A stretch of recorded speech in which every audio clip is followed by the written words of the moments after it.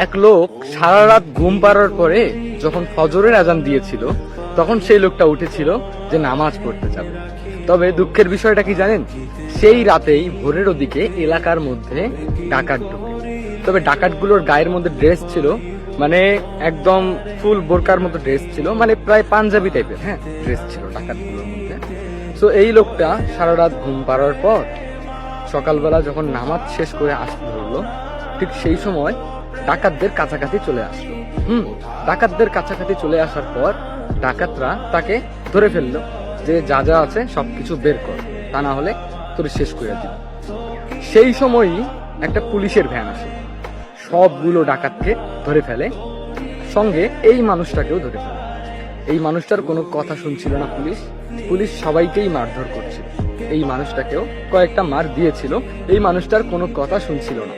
এরপরে এদের সবাইকেই ধরে নিয়ে গেল। সবাইকেই ধরে নিয়ে যাওয়ার পর জেলখানার ভিতরে ঢুকিয়ে দিল যে মাগরিবের পর বিচার হবে। এইরকম। সো এটা আগের যুগের কথা, মানে অনেক দিন আগের ঘটনা এটা। সো দেখা গেল যখন জেলের মধ্যে এদের সবাইকে রেখে দিছে, তখন চোরগুলো বা ডাকাতগুলো যারা ছিল এরা সবাই ঘুমে টুপছিল, মানে সারা রাত জেগে এরা ডাকাতি করছে, ঘুমে টুপছিল। আর যেই লোকটা সারা রাত ঘুমিয়েছে সেই লোকটার চোখের মধ্যে একটুও ঘুম নেই, সে চুপচাপ বসে আছে। তখন পুলিশের কমিশনার বলছে, সবাই ঘুমে টুকতেছে, তুই কেন টুকতেছিস না?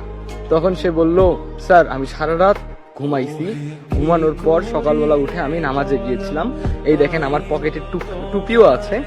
সো আমি নামাজ পড়ে আসতে এরা আমাকে ধরে ফেলে, আর সঙ্গে সঙ্গে পুলিশের ভ্যান এসে আমাকেও এদের সঙ্গে তুলে নিয়ে যায়।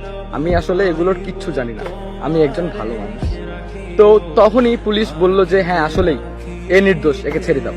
তারপর পুলিশ খোঁজ খবর নেওয়ার পর যখন দেখলো যে নির্দোষ, তখন তাকে ছেড়ে দিল।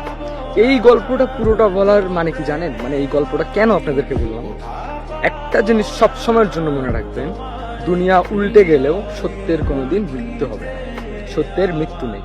এই কথাটা সব সময়ের জন্য মনে রাখবেন। সত্যিটা কোনোদিন চাপা থাকে না, সত্যিটা একদিন না একদিন সবাই জেনে যায়। সত্যির কখনো মৃত্যু হবে না, তাই মিথ্যে বলার থেকে সত্যি বলেই মানুষকে কষ্ট দেওয়া ভালো, তারপরেও মিথ্যে বলে খুশি করার থেকে। সো ভিডিওটা যদি বুঝে থাকেন একটা শেয়ার করে দিন।